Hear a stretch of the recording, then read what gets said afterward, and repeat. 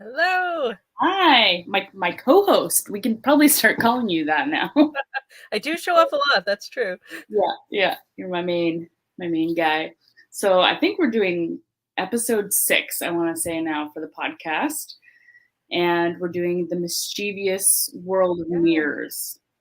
I do find that there's just like Uh, you said, you get bad vibes from mirrors. I don't know if it's always bad, but mischievous just felt, or like maybe mysterious felt like the right word for mirrors. so I'm not going to say that I get bad vibes from mirrors in general. Okay. I'm not really afraid of much. Like, you know me, Yeah. I'll do just about anything. Yeah. Uh, I'm the one that you're like, stick in the cell with the demons. That's fine. Yeah, you're a trooper. But mirrors really freak me out and always have. Always. I have no reason for that. Like, nothing bad has ever happened. Just mirrors specifically in the dark. Yeah. Always really freak me out. That's pretty much all I have to say about mirrors. I'm just going to listen to you most of the other time. Yeah. But I was interested in coming for mirrors because that has always been something that has just been like not quite right for me. Yeah. I mean, mirrors in the dark, they're going to cast shadows. They're going to make everything look more menacing. So, like, I get that. And, like, there's just so much mythology surrounding mirrors in general. Like, just ghost stories, campfire stories. Like, I don't know. Mirrors are just, like rooted in occult symbolism and, all kinds of things. We have a blog on it that's on our website. And I touch on all the different, we'll touch on it here too, because I find like some subjects you can cover like scientifically within a blog, but then it's better to kind of go back and forth and chat, and you can go more into anecdotes and share stories. Like, I have kind of a specific scary story that has I remember with mirrors. Yeah. And I have told it here before, but it was very centered around mirrors specifically. And so it has changed the way that I think about mirrors a little bit. But I also, in writing the blog, explored the scientific kind of explanations for why people have the experiences with mirrors that they do. So I have that other side always battling as well, of course. But yeah, we'll get into a little bit like about what a mirror is. So I mean, they come in all different shapes, sizes, materials. So I mean, you've got like glass ones, steel ones, bronze, even like stone, like black stones, like obsidian. They're all kind of made to reflect, but they definitely reflect things in different ways. Some are like very accurate of reflecting an exact sort of replica of things reversed, and some are murkier and they leave more to the imagination, and that's kind of their purpose in the form of us trying to use tools like scrying to find the meaning in them. Some people believe that in order to tap into like a more I guess psychic level of intuition and seeing things in the future, or like just knowing hidden information, sometimes you have to blur reality in order to let yourself really tune into like obscurity. And so some mirrors are designed to blur reality a little bit. We got curved mirrors, we've got flat mirrors, we've got double-sided mirrors. I always check when I go into a hotel room, the finger trick. Yeah, very important. So, I mean, there's a lot of different kinds of mirrors, and they're going to have different effects, and some are going to distort things, basically, and some won't. Some will be pretty much as accurate as you can, except reversed perfectly.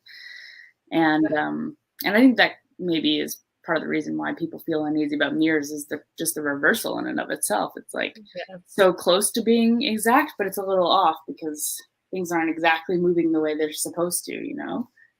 Same with selfies or like taking a camera shot, right? That's why StreamYard freaks me out, because everything's in reverse. Yeah, everything's opposite.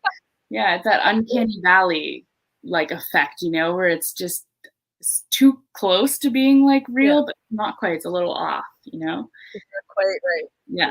And I feel like people have kind of ran with that in like movies and stuff. You get like the mirror image is a little off, the movement happens like a second too late, and you're like, oh, that's a different person, or that's a different world in there. People have really played around with that. And who says it's not? I mean, yeah. But I mean, you've seen like there are horror movies centered just around this concept, right? Like Yeah. you've seen Oculus, I'm sure, or at least heard of it. Like that's literally exactly. Yeah, I give it a little shout out in the blog what actually. that's about. But then there's also childhood, like Bloody Mary, and like you're Yeah, we all probably played that as a kid. I loved to do that. I don't have any vivid memories of anything actually happening, but just the adrenaline in and of itself. We were just scared of the dark even. So just standing in a bathroom or whatever in the dark, doing creepy stuff like that was scary enough that we would just freak ourselves out eventually. But yeah, I bet a lot of people have seen things, from that and, in other circumstances, similar dimly lit rooms or, just staring too long at the reflection, they start to think that they see something. There's something called the Caputo effect, which is what I think maybe creeps you out. Is it mainly takes effect in like a not well lit kind of environment. It was basically a study done by this guy, Giovanni Caputo, with I think 50 people. So it was a small study, but a huge percentage of them, they basically just looked into mirrors and they ended up seeing distortions of their face. Like now, is that diagram we have? No, that's the Troxler effect, so the Caputo effect explains what happened, but not necessarily why. Yes, of course. And I feel like the Troxler effect might be in part to do with why this happened, but we'll go back to that at the end then. Yeah. When we'll let people maybe try it themselves. But yeah, the Caputo effect was just that this happened to about 50 people. I think like almost 70% of them did see a pretty vivid distortion to their face. Most of them saw like monstrous types of beings, but some saw like archetypal, like an old man or an ancestor or a young child sort of thing, like these archetypal sort of visions. Some saw a complete stranger. There were sort of different categories of what people experience, some animals, but yeah. Now, was this just like a regular mirror in daylight? It was a regular mirror in a poorly illuminated room. Yeah. Interesting. Brains are fascinating. Yeah. And knowing what we know about pareidolia, so we have a facial recognition function in our head, and it gets confused often with things that look face-like. And when you mix in lighting, so highlights and shadows, and all the divots in our face and stuff, and then you have our facial recognition thing that kind of malfunctions in a, not the best lighting environment and stuff. It registers obviously a face, but not quite your face maybe. And you take into account maybe things like the Troxler effect, which is basically when you focus on one area of usually a flat plane surface, everything on the edges will start to kind of disappear or distort or change because nothing is changing. You're staring at one spot, like a dot, let's say, and your brain is not stimulated. Nothing about the environment or the visuals are changing. Your eyes aren't moving. You're not intaking any more information other than this little dot that you're staring at. And so everything, it starts to disappear. And that's known as the Troxler effect. And our brains fill in the blanks when they don't understand something. We also know this from investigating, from pareidolia and different types of cognitive biases. When we don't understand something, we try to make our best guess subconsciously based on our expectations and preconceived notions and patterns from the past that we've experienced, what something most likely is. So we'll fill in the blank of hearing a word that we expect to hear, even if it's not really that word, or seeing what we expect to see. So these people in this experiment, there's no way for them to have controlled that. None of these people have ever heard that you could see something creepy in a mirror. Like, we've all heard that it's possible to see something creepy in a mirror. Like, it's all over pop culture. Of course. It's just, we've been conditioned to hear scary stories about mirrors, and for them to have a creepy, kind of reputation, and then they go in and they do this study, and so subconsciously, to some degree, they might be expecting to see something creepy. I don't know the details of how this experiment was set up. Whether that's what I was gonna say. Like, do you know if they were told, like, what were they told? Hey, can you come in and stare at this mirror and tell us what you see? Exactly. Were they primed beforehand? Exactly. Yeah. So I'm not sure. That's something that I might be able to find the details, but I don't remember coming across those details. So yeah, you've got expectations, you've got bad lighting, so your facial recognition thing is not going properly. You're staring in one spot in pretty much kind of darkness. So there's not a lot of stimulation in your peripherals, not a lot stimulating you. So your brain is going to make stuff up to one, stay stimulated, and two, to make sense of something kind of abstract that's not quite looking like a face, but almost is, and you end up with a weird face, right? So that's fascinating that number of people yeah, saw distortions. Like that seems like really high. Yeah, and pretty quickly, I think it was within like 10 minutes or so, they were already seeing distortions to their face. Wow. Yeah, yeah, so creepy. I don't look in the mirror for. I'm pretty sure that makes me like mirrors less, just for the record. Like, yeah. And if you go looking for it, you'll find it. It's a little bit of confirmation bias. If they already thought that was going to happen, then yeah. So there are experiments like that have been done. We also have seen, like, I don't know if you've ever seen those, like, I don't want to say memes, but you've probably seen it on the internet. All these like rapidly moving celebrity faces, like side by side, and then all their features start to get really weird. They actually start to share features on either side. Yeah, so that's called. I don't want to get it wrong. I just want to make sure that I get this. Well, you're searching. Flashed face, I think. Flashed face effect. That made me think of a secular point. Yeah. There's also all of those sort of like optical illusion ones where you stare at a certain point and then things start to happen even though there's no actual movement. Which... Yeah, that's part of the Troxler effect, I think. Even things start to move versus disappear. Yeah, it's our brain making things up to try to stay stimulated, basically. And sometimes it fails to do so, which is when we see things like disappearing because it's not doing a good job of staying stimulated. But life is already weird enough. We don't have up. Yeah. But yeah, so I mean, a mixture of, so if there's a lot of people in a mirror all at kind of face level, potentially like the rapid, like that face effect could have been one. I don't think that's as likely because I think the study was an individual in front of a mirror. I don't think like that celebrity kind of one is exactly what was happening. That would be more like if you're like in a subway station where the wall is all like mirror, and a bunch of people are kind of going by, then you might potentially see some features meshing, But there are a lot of visual distortions, environmental distortions, like the lighting, even brain distortions. If they had a migraine at the time, or there are like facial. I also am not even going to try and guess that word. It's a long word, but where people have issues recognizing faces properly. Like there are so many things that can happen on any end, in a study like that.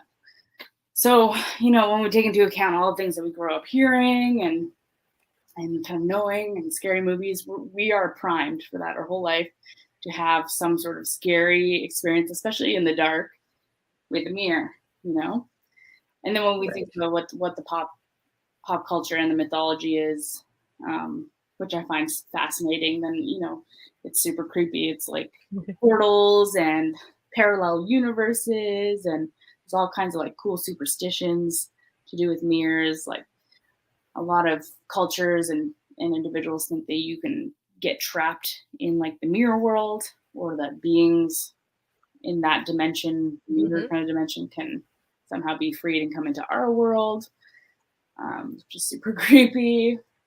There are people that go as far as to like not have mirrors pointing at their room, or like different feng shui kind of rules, and different superstitious rules of where you put mirrors, whether you want them to refract an energy away. So I've heard of putting mirrors like on a door, facing in a doorway, to keep something out of a room. Interesting. And like similar kind of occult practices like that, where you would use a mirror in ritual and magic to represent like a resending. You would send an energy back to someone. So let's say they curse you, you could do a protective kind of spell using a mirror and send it back to them.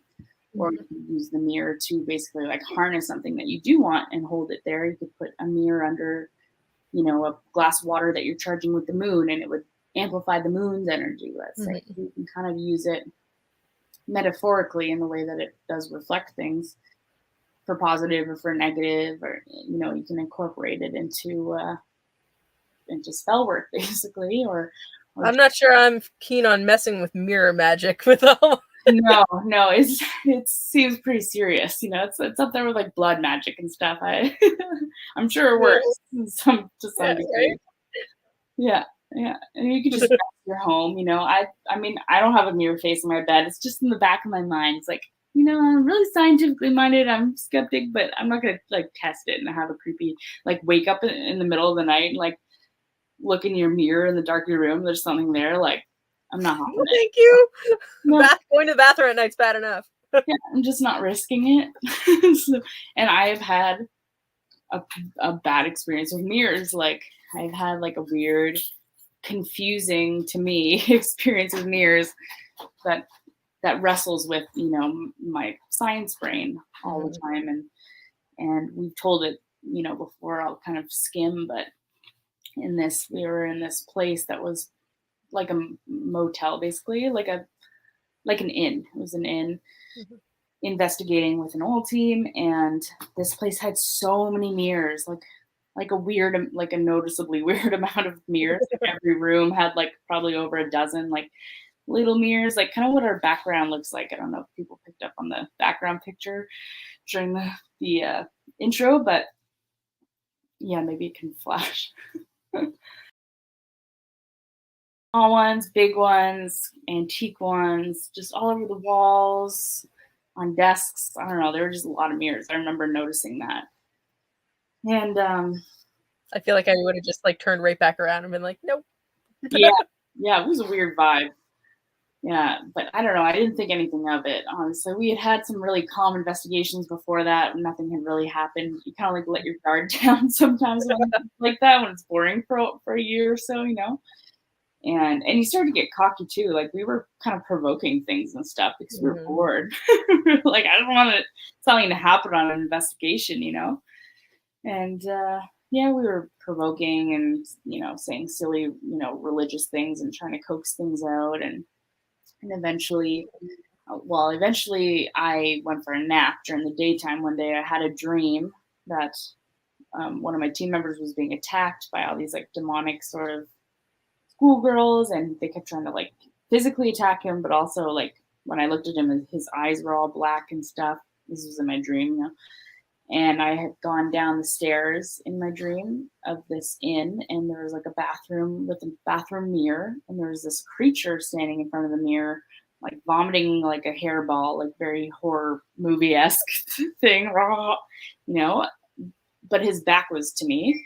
So I was looking into the bathroom, and I just remember noticing that I couldn't see its reflection in the mirror. I was expecting to see its face or something, and there just was nothing in the mirror. And I kind of woke up at that point. And that dream just felt weird. It stuck with me like the whole night. I just couldn't shake the feeling. And I kind of thought that member was going to end up getting hurt. Like he had gotten kicked down the stairs in my dream by one of those demonic little girls. And I kind of just thought he was going to fall down some stairs. I was like, if this is a premonition, that's probably what it is. So I was looking after him and kind of worried about him, but I didn't tell anyone about this dream or anything.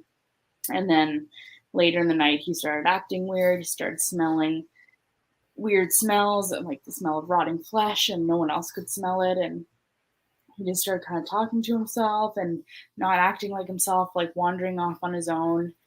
And it was just so out of character for this person. And he was like the leader of our team, and we were used to getting instructions from him and all this. And I immediately started realizing that my dream had been a warning that he was being like spiritually attacked, not physically attacked, but he had this obsession with the mirrors that night. He was obsessed with like looking in them, filming into them, and he just, when we would ask him, we would try to prompt him here and there, but we didn't like going near him too much, but trying to ask him questions about his experience, what do you see in the mirrors? Like, why are you looking in the mirrors? And he was like, when I look in the mirrors, my eyes are black, and like we all have to look in the mirrors. We have to find the smell. We have to look in the mirrors. Like there's something in the mirrors. He just kept saying like super creepy stuff like that. I'm like, what? Fuck? And he was just filming into these little mirrors one by one for like 15 minutes at a time. He would just be staring with a little handheld camera. Like hours went by. The whole night was wasted. We didn't get any instructions from him. I mean, that was like the opposite of his character, you know. And he didn't remember any of it after we finally got him out of the place, and he was confused and vomiting, and like it was really weird. And I think I started to realize like maybe my dream, I was seeing the other side of the mirror. Mm-hmm. That's why his eyes were black in my dream. That was the mirror him that he was seeing, you know, in the mirrors. And I was seeing the things that he might have been seeing in the mirrors, these evil schoolgirls or demons or whatever they were, that creature that was in the mirror that had no reflection. Maybe I visited the other side of the mirror, you know, in my dream. Or maybe it was just some sort of premonition, or maybe it was nothing at all. I don't know. But yeah, and then after we had even like left that investigation, we had learned from the owners. I guess we had mentioned the experience to the owners, and they had said, "Oh yeah, we've had like multiple psychics come in here, like separate from each other, like they don't know each other." And they have all said that there's portals in the mirrors. Mirrors are portals, and there's a little girl in the basement named Angel, who is obviously a demon, but yeah, like little, like I don't know. I saw little schoolgirls. Like that was how my brain interpreted this energy. And it's weird that the psychics had kind of interpreted like this little girl named Angel. Mm-hmm. And Angel's maybe ironic, you know, like an ironic presentation of maybe something not very angelic. And, you know, ironically, I think I can publicly say this. It was a public investigation, but the name of the place that we investigated was the Trinity Inn. So it also had a religious name. Yeah. Yeah. And yeah, it's just that stuck with me for sure. Like something about the mirrors. Like he was just obsessed with the mirrors that night. My dream, it had that symbology in it, you know, and I hadn't mentioned my dream to anyone, so it wasn't like, you know, he wasn't theatric at all. He wasn't the type to, it was also assigned to the team. So the reputation was on the line. You know, he would have never wasted a whole night, an expensive night probably. You know, these investigations cost money, and they're, you know, it just would never have happened like that. Like I even saw him, and like his eyes were kind of black, and his features were just different, and not quite right. And yeah, I don't know. So I'm not sure why I didn't think of this the first time that I heard this story. Yeah. But it kind of sounds like y'all were drugged. Drugged?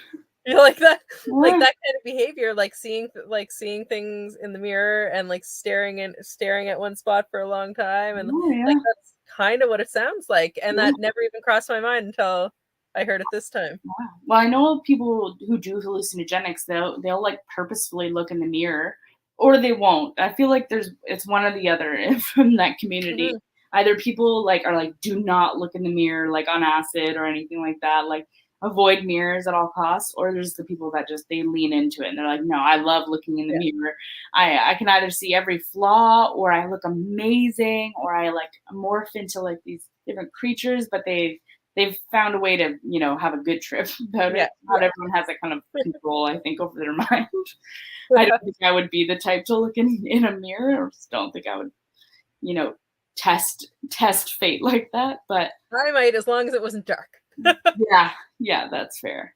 Yeah, it's true. If I didn't know better, that if we weren't in the type of setting that we were, if I hadn't had that dream and we weren't on a paranormal investigation stuff, if someone just started behaving weird like that, I would think they're having a psychotic episode, or that they were drugged under the influence. Now, he did go to the doctor. He got a full checkout like immediately after. He was super disturbed by it, and he was pissed too. He felt like very violated, you know. He like went in and tried to like provoke it and was like, yeah, you wanted to like come into my body, do it again. We're like, please stop doing that, please. Yeah, we had to stay the night after that. Yeah. So, but yeah, he had a clean bill of health. So I don't know. And I've never, you know, seen those patterns in his personality before. I had known him for about 7 years and spent a lot of time with him, and I had never seen any signs of mania or psychosis or anything. He didn't use substances at all, really. So yeah, certainly fascinating. and in the water, I don't know. Yeah, so I don't know. I think a mirror is a little differently. I keep a more open mind, I guess. Like it could be portals. I don't think every mirror is a portal. Maybe like antique ones or special ones. If they're, I don't know. Maybe you have to do some sort of ritual to make it one. You know, some sort of dark magic or something, or maybe any reflecting surface has the potential. Maybe a pond could be a portal or a picture or something. I don't know. I don't know the rules. I'm not sure, but I certainly think it's possible that I don't want something mysterious even worse. Yeah. So do you know that inn? Do you know what the space was before it was an inn? Was it ever anything else? Yeah, it was. I don't remember for sure. So this is just for my memory. I do know in the basement where he actually slept the first night, so before this actually happened, and the second night because he's crazy and we had to sleep after that happened for a couple hours at least.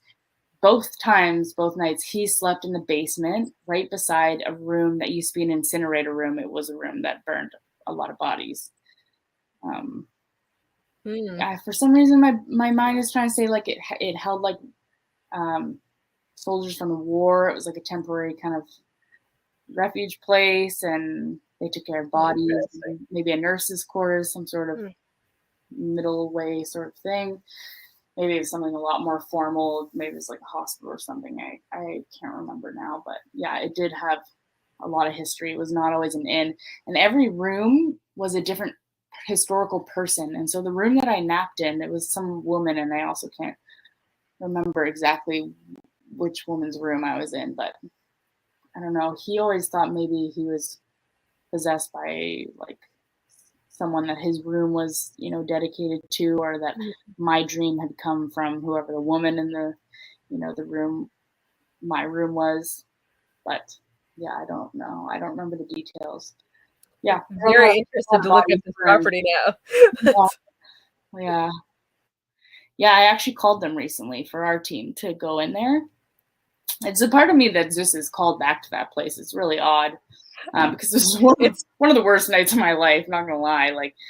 But there's also a part of me that's so fascinated because it's by far the most active place I've ever been. Even outside of that anecdotal experience, like that's a way more convincing experience for me, only because I had that dream, I lived it, but for anyone else that could be like, oh, he could have been faking it, or and I totally get that. But we also captured quite a bit of evidence there. Like I caught a little girl's voice, like talking quite a few times when before I napped, I went down to the basement to play with this little girl named Angel, because we did know that piece of information that there was supposed to be a little girl.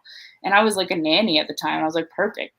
I got this spirit covered. Like I took down a pencil and I was like, we're going to draw. Come draw with me. Take my hand and like, let's draw a picture. And like, are you left-handed? Are you right-handed? Like I'm just talking and playing and stuff. And I had gotten like an answer. It literally sounds like a little toddler being like, two and like left or something. And I was all alone. People literally weren't even there because they all went to lunch. I was alone in this whole building. And then I went to nap where I was also alone because everyone was gone. So I decided like, what better time to nap?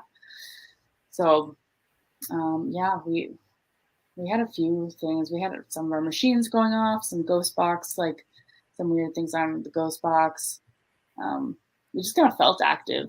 We got a few things there, but yeah, so I've always wanted to go back. But anyways, the owner basically So now here's the thing. I know that.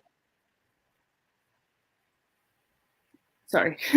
Yeah, the owner said that. Oh, no. I think we've got a little bit of a lag, so you go ahead. Yeah, a little bit. The owner said that it's not currently available to investigate. I think it was a different owner at the time, and now it's new management, and they're not interested in that, or I think they might be selling it soon. I don't want to say anything for sure on here. Interesting. So I said to you when you first told me this story, well, I guess I just figured out the one place I have no interest in going. Do you remember that? Yeah. I may have changed my mind. I think I actually would like to go there now. It's tempting. I know. It's like, I think I would regret it once I was there. in real life, but there's a Yeah. part of me that just, I crave that, just a place that could potentially be that rich in like evidence, because it's Mhm. hard to find that. It's really hard. There's so much just like ghost stories out there that we have to dissect all the time. Different, some people do it for marketing too, and there isn't really any history, and some there's history, but like nothing really lingering. Probably just because someone died there doesn't mean there's like a ghost. Almost everywhere has had someone die in it. And like, so we're constantly kind of investigating places that we're just not sure. Like there's been some Mhm. light, activity, but we're just not sure. And having a place like that where I already kind of know that it's really active, and I would go in with no expectations again, of course, but yeah, I don't know. It's just an interesting place. So it's one of the darker places in Ottawa. And Well, after doing that, going in with no expectations would be really challenging. yeah, it would. Yeah, I'm not sure that it would be possible to like fully take the bias out of it. Mhm. At that point, you just have to like rely on your technology and stuff more than your own experience, and you'd have other witnesses, and I just wouldn't tell everyone about all of these things. I mean, I'm Yeah, of sure a lot course. of you guys have heard this story by now, but a lot of it's on the podcast. I'm not sure everyone's like Mhm. seen it necessarily, but yeah, we'd have to create some subtlety and rely on just anything more objective than us, basically. Mhm. Yeah. Yeah, I don't know, maybe one day, or we have to find our own, jackpot like that, our own Mhm. place that's special like that. We've got some cool places lined up, so I'm excited to see Yeah. offer. We'll see if there's any mirrors. We could definitely do some experiments around mirrors. I haven't really tested mirrors at all. We've got equipment. There's definitely ways that we could formulate some sort of planned experiment to see if we can maybe put some sensors around mirrors and try to Yeah. come out of mirror 1, 2, 3, and see if anything goes off. Could We be don't want to call things out of mirrors, Taylor. What's wrong with you? some portals, for science. Oh, yeah, the things I do in the name of science. I don't know where to draw the line. Yeah, But I don't know. I'm pretty freaking brave, but I think specifically calling things out of the mirror dimension is yeah, yeah. I mean, we did it when we were like 7, so there. yeah, Yeah. we'll just You make some excellent points. call Yeah. it Bloody Mary. There's kind of this theory that like let's say Bloody Mary is probably a good example of something that is likely like lore and not really like a real creature, right? It's like made up, like a creepypasta creature like Slender Man or something. We'd say that. But there's the theory of like egregores, I think it's called, where the power of thought over an amount of time from so many people, like the power of belief in this sort of thing kind of creates Mhm. the entity. And like people now see sightings of Slender Man like a lot more since it's become a popular thing and movies have been made. Now, of course, you could argue that's just like confirmation bias. Now people know of Slender Man, they think about Slender Man, they have that expectation, and then they see a tall tree and they think it's Slender Man because they now have that reference point to make the association. Or it could be that more and more people believed in this thing until they really made it real, like Tinkerbell or something, where the power of belief actually compiled in like an energy type of way and really created something with a mind of its own. And maybe Bloody Mary does exist because we made it exist. There's Or that. our brains are just lying to us like they do all the time. Yeah. Like, I I mean, mean, that's way more likely. But we're exploring both sides of things. I think we don't even know what's possible. Is our brain making stuff up all the time? Are there things actually there that we just can't perceive? Like, I guess, Yeah. and that's why we're doing what we're doing, I guess, right? Yeah. See if we can find any It's all way to possible. lean in either of those directions. Yeah, because both of those things But, are possible. Only one of them is likely, as far as we know from our own reference points in science and the patterns of the world, but they're all possible, and so we can't write them off. mhm. I think that's like a flaw in the scientific community sometimes, as well as the conspiracy community on the other end. But just the writing off of things that are still possible, they are not proven impossible yet. Like in science, we Yep. only have theories for a lot of things, but we act like they're law, but they're not. They're theories still. And the other side of them is still possible. It's just that if they accepted and explored those possibilities, first of all, they'd probably be spread too thin because it would exhaust a lot of resources to be Oh yeah. exploring such a huge spectrum of possibilities. So they go with their educated guess and start to follow a path. I understand that, but you can start to be like tunnel visioned in Yep. one direction. Even scientists can, called scientism, and that in itself is bias, and you close off other possibilities just because they're unlikely. But you're not even able to prove the theory that you're on yet. So it's like, yeah, it can go either way, either end of the spectrum. We all kind of have to be meeting in the middle, and we have to Mhm. have enough people and resources working to explore all of these middle bridges and stuff. But I think the issue is there's really no motivation for the scientific community to look into any of this stuff because it neither makes anyone money nor really advances society. Right. So those are the things that get funded, right? And anything that doesn't really fall into those brackets often will just get either like laughed at or shoved aside or both. Yeah. But Yeah, I've heard that same thing from a lot of people in the scientific community, including like our own members that are, more career oriented in the scientific community. mhm, But to me, like, I feel like it does further life. Like, if you find out that there's life after death, I feel like that would change everything for humanity. You would take religion to a whole new place. I don't know if it would eliminate it or exacerbate it, but it would change the way that we do things and live our lives completely. Probably not hmm, to the benefit of a lot of the yeah. institutions. So do you think people would even want to know really? As a whole. I mean, not us. Obviously we want to know, but Yeah. No, I don't think that we do. I don't think that a lot of people do. I think Mhm. that there is a certain comfort in faith, having Yep. faith that there's something taking care of you, there's something more later. Yeah, we see that in a lot of different ways. People trying to find meaning in things, and um, but still not really willing to explore facts and stuff. Still really attaching their identities to their beliefs and their comfort zones, and not willing to like evaluate those stances when new information is presented. I think that just comes from fear of the unknown. Yeah, I think that yeah, people are scared that we're the only people in the universe. They're scared that we're not, and there's nothing special about them. God didn't choose our planet, Mhm. or scared of any of the possibilities, probably on either side of things. It is scary, but Yeah. I don't know. Yeah, I'm driven by truth. I think I want to know. I'm not a I mean, very I certainly would want to know, yeah, but I just do wonder sometimes if, as a whole, society would really want to know the answer to that? yeah, yeah. I don't know. On an individual level, maybe some would. On more of an institutional level, I think they would really push for us not to. I think in like Mhm. a capitalistic society, and just a society that profits off our temporary stay here and stuff, and our guilt and our I don't know all of That these is things true. that is very human and in this sort of life.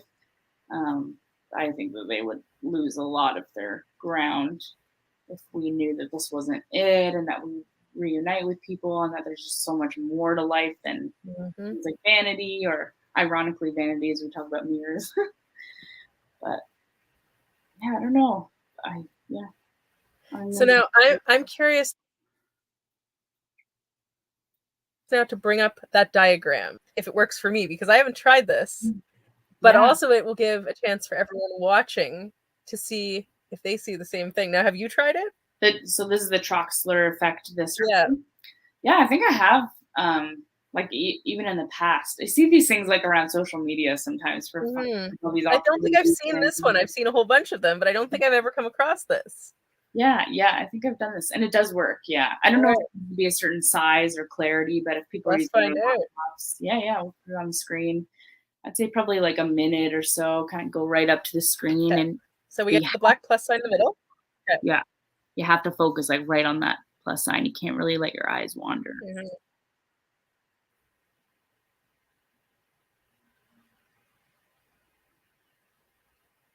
Well, that's interesting. They start to fade out almost right away. Yeah, quite a few of them will fade away. Sometimes they all just disappear completely.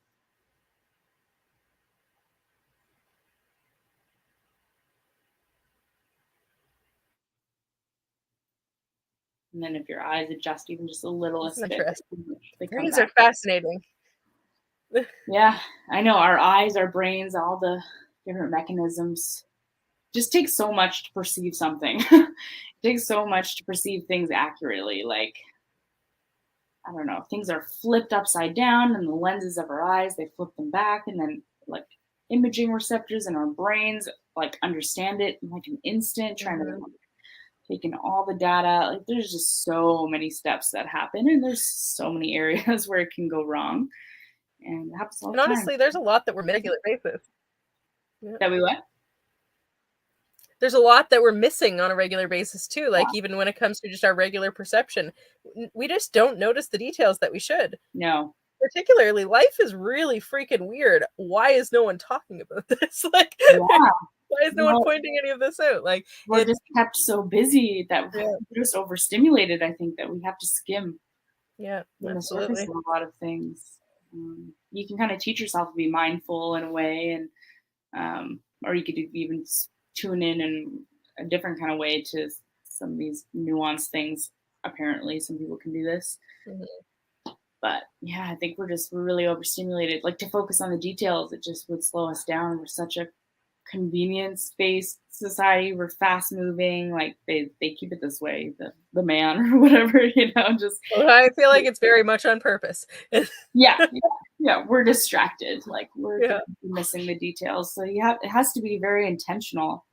And that's like why investigations are so draining sometimes, because not only are you up for a long time and like in the night, but you're like conscious 100% of the time. Like you have to be like in your own Mhm. mind constantly. You can't like really be zoning out, and you can't like doze off, and can't just skim the surface. You have to be like listening with both of your ears, like actively listening, actively looking, actively sensing all five senses at the same time. Like it might seem like you're just sitting in the dark, but like you're not. You're like an antenna, and you have to stay alert the whole time, unless we're on like a little break or something. Like it's a lot of work. And if you're like me and you have ADHD, like it's so hard.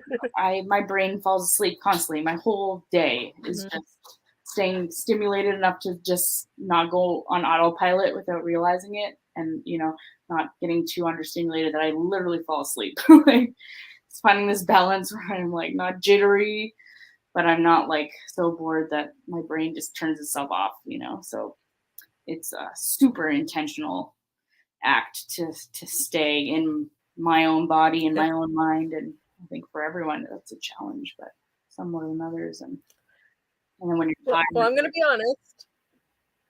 I pay a lot of attention to details very closely. That's kind of my thing. I go out and take close-up pictures of things. I'm always trying to take in extra details that I didn't see last time. mm, But I'm still pretty sure, even after this conversation, I'm not going to be looking too hard for the extra details in my in your mirror. mirrors in the dark. Yeah, I don't blame you. Yeah. Yeah, it's part of me is I draw curious. the line. What would I see?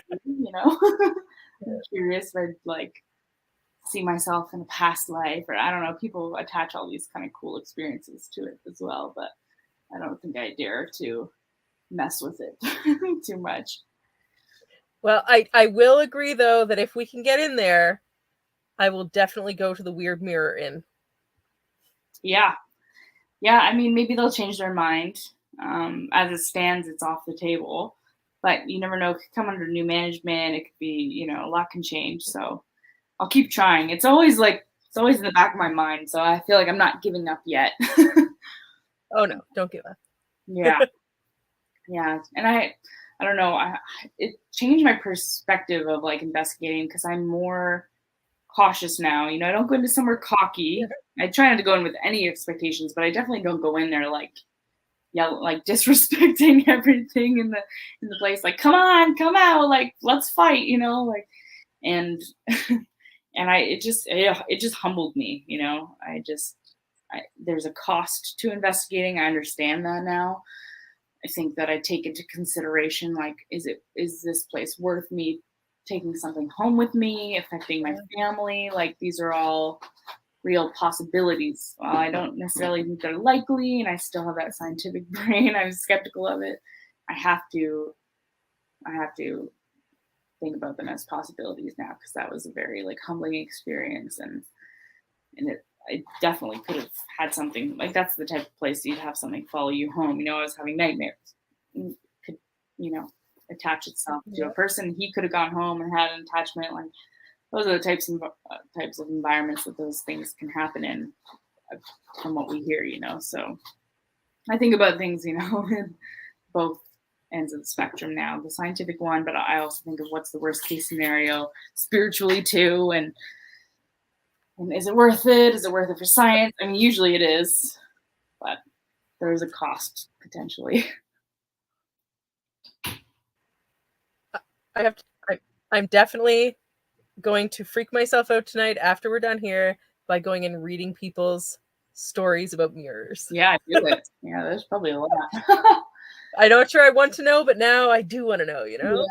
Yeah. Maybe one of your kids will be ballsy enough to do the mirror thing, to do like the Bloody Mary. You can live vicariously. You can just get notes from them, you know? See what happens. My kids are pretty brave. Yeah. Yeah. Yeah. So I think we covered kind of the main stuff, the reason why they're so creepy. It could be the lighting, could be the different illusions that we create, could be just the mythology attached, could be, you know, horror movies and pop culture that we think like, oh, is this a parallel dimension? Am I seeing my doppelganger? Things like that. Superstitions.